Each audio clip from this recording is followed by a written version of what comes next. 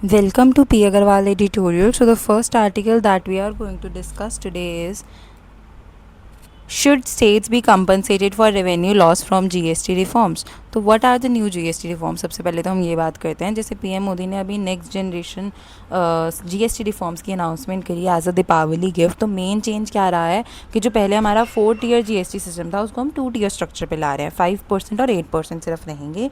M है कि हम टैक्स सिस्टम को सिंप्लीफाई करें, एवरेज जीएसटी रेट को कम करें और साथ में इन्वेस्टमेंट्स वगैरह हम अट्रैक्ट कर सकें। Immediate impact on revenues, tax rates जो हैं उनको जो टैक्स रेट्स में जो कट्स हैं वो हो सकता है शॉर्ट टर्म के लिए रेवेन्यू डिप्लाइन, जैसे 60,000 करोड़ से 1 करोड़ पर ईयर का एक्सपेक्टेड है कि 0.2 से 0.3% ऑफ जीडीपी घटेगा।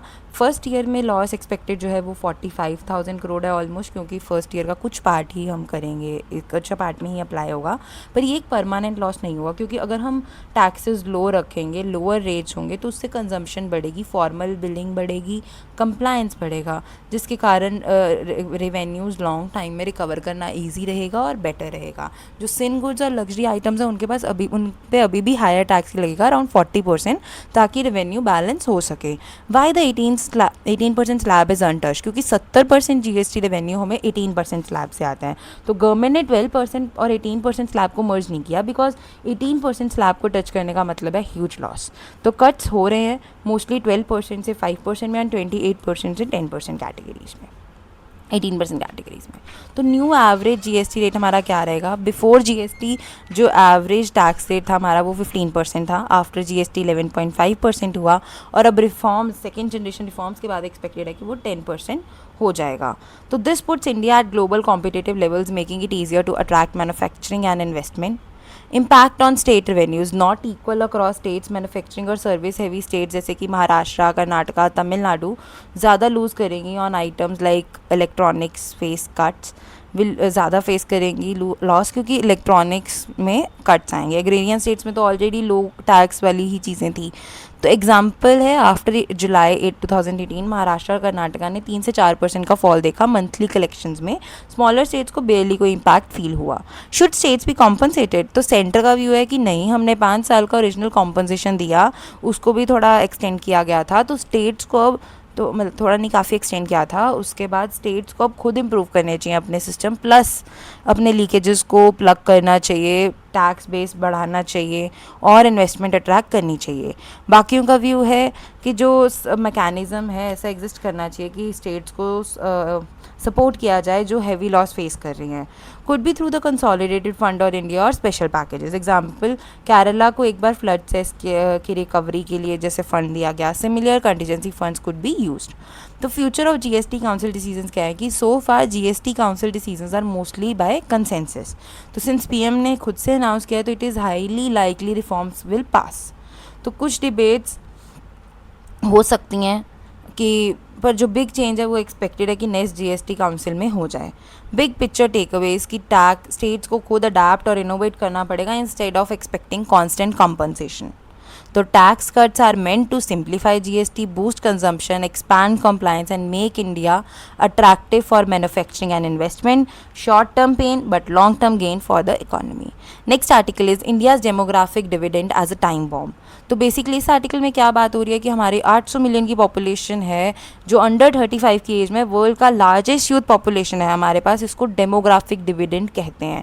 ये एक पोटेंशियल ग्रोथ इंजन है जहाँ पर हमारा यूथ हमारे पास, लेकिन यूथ हमारे पास ज़्यादा हो तो हम बहुत ज़्यादा एकदम प्रोग्रेस कर सकते हैं, स्पेशली स्किल्ड यूथ। पर लेकिन अगर जो यूथ है उसके पास राइट स्किल्स नहीं है तो वो डेमोग्राफिक डिविडेंड नहीं, वो डेमोग्राफिक टाइम बॉम्ब बन जाता है हमारे लिए।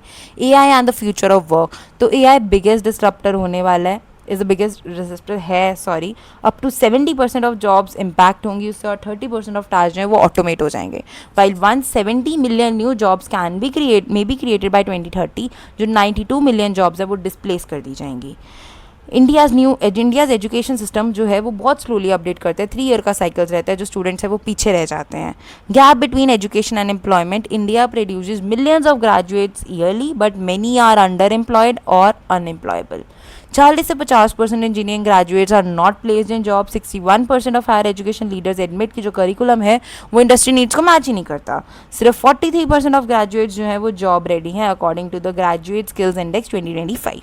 प्रॉब्लम कहाँ से शुरू होती है? हाई स्कूल से शुरू हो जाती है, जहाँ पे लिमिटेड कैरियर अवेयरनेस है. 93% लोगों को सिर्फ 7 कैरियर ऑप्शन पता है, doctor, engineer, lawyer etcetera. But moderate जो इकोनॉमी है उसमें 20,000 प्लस कैरियर पाथ्स हैं, सिर्फ 7% रिसीव करते हैं प्रॉपर कैरियर गाइडेंस. 65% जो स्टूडेंट्स हैं वो डिग्रीज परस्यू कर रहे हैं जो कि उनके इंटरेस्ट के साथ अलाइन नहीं है या जॉब मार्केट की नीड्स के साथ अलाइन नहीं है. Digital access versus analog mindset. जो स्मार्टफोन्स और गवर्नमेंट एआई लैब्स जो हैं वो हैं तो सही, पर जो स्कूल्स हैं वो अभी भी एग्जाम फोकस हैं, आउटडेटेड है.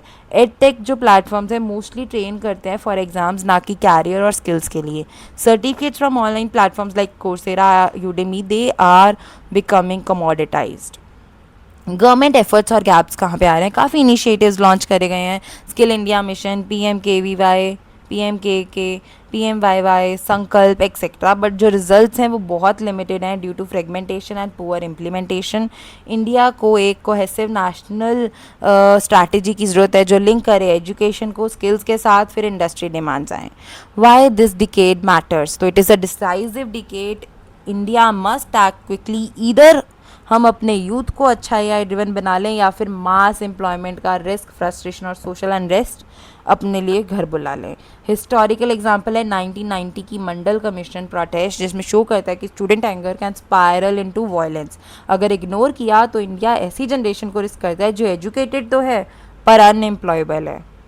The way forward is align school and college curricula with future careers, promote upskilling, reskilling and career awareness at scale.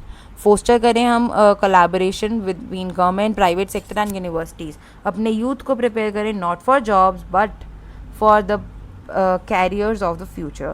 That's all for the articles today. Thank you.